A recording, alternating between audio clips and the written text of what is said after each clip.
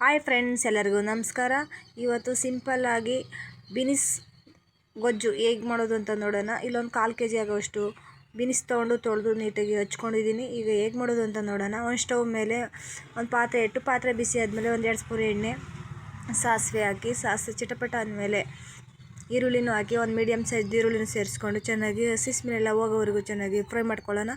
ಇದು ಫ್ರೈ ಮಾಡ್ಕೊಂಡಿದ್ದಾದಮೇಲೆ 1-2 ಕಡ್ಡಿ ಕರಿಬೇವನ್ನು ಸೇರಿಸಿ ಅದನ್ನು ಕೂಡ ಚೆನ್ನಾಗಿ ಫ್ರೈ ಮಾಡ್ಕೊಳ್ಳೋಣ. ಇದು ತುಂಬ ಚೆನ್ನಾಗಿರುತ್ತೆ, ತುಂಬ ರುಚಿಕರವಾಗಿರುತ್ತೆ. ಈ ಥರ ಬೀನಿಸಿದ್ರೆ ಈ ಥರ ಗೊಜ್ಜು ಮಾಡಿ ತಿಂದು ನೋಡಿ, ಸೂಪರಾಗಿರುತ್ತೆ.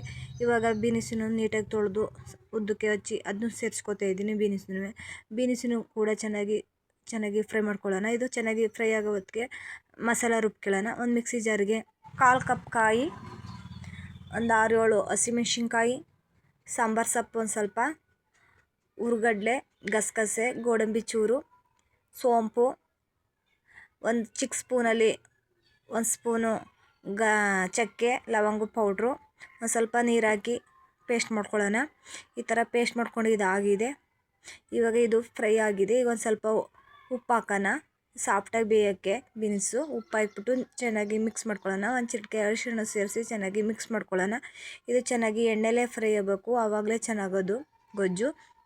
ಈ ಥರ ಫ್ರೈ ಮಾಡ್ಕೊಬಿಟ್ಟು ಒಂದು ಮುಚ್ಚಳ ಮುಚ್ಚಿ ಬಿಡೋಣ.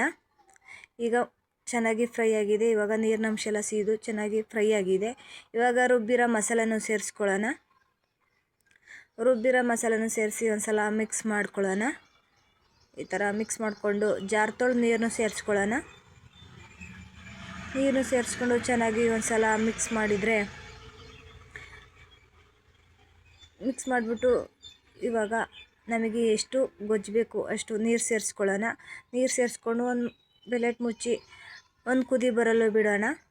ಈಗ ಒಂದು ಕುದಿ ಬಂದಿದ್ದಾಗಿದೆ ನೋಡಿ, ಈ ಥರ ಕುದೀತಿದೆ. ಒಂದು ಸಲ ಮಿಕ್ಸ್ ಮಾಡ್ಕೊಬಿಟ್ಟು ರುಚಿಗೆ ತಕ್ಕಷ್ಟು ಉಪ್ಪು ಸೇರಿಸ್ಕೊಳ್ಳೋಣ. ರುಚಿಗೆ ತಕ್ಕಷ್ಟು ಉಪ್ಪು ಸೇರಿಸಿ ಒಂದು ಸಲ ಮಿಕ್ಸ್ ಮಾಡಿ ಇನ್ನೊಂದು ನಿಮಿಷ ಬೇಯಿಸ್ಕೊಳ್ಳೋಣ. ಒಂದು ಪ್ಲೇಟ್ ಮುಚ್ಚಿ 1 ನಿಮಿಷ ಬೇಯಿಸ್ಕೊಬಿಟ್ಟು ನೋಡಿ, ಈ ಥರ ಕುದ್ದಿದ್ದಾಗಿದೆ. ಬೀನಿಸ್ ಗೊಜ್ಜು ರೆಡಿಯಾಗಿದೆ. ಸೂಪರಾಗಿರುತ್ತೆ. ಈ ಥರ ದೋಸೆ, ಇಡ್ಲಿ, ಪೂರಿಗೆಲ್ಲ ಚೆನ್ನಾಗಿರುತ್ತೆ, ಅನ್ನಕ್ಕೆಲ್ಲ ಚೆನ್ನಾಗಿರುತ್ತೆ. ನೀವು ಒಮ್ಮೆ ಟ್ರೈ ಮಾಡಿ. ಕಮೆಂಟ್ ಬಾಕ್ಸಲ್ಲಿ ತಿಳಿಸಿ ಹೇಗಿದೆ ಅಂತ. ನೀವು ಕಮೆಂಟ್ ಬಾಕ್ಸಲ್ಲಿ ತಿಳಿಸಿ. ಇದು ತುಂಬ ರುಚಿಕರವಾಗಿರುತ್ತೆ, ತುಂಬ ಚೆನ್ನಾಗಿರುತ್ತೆ.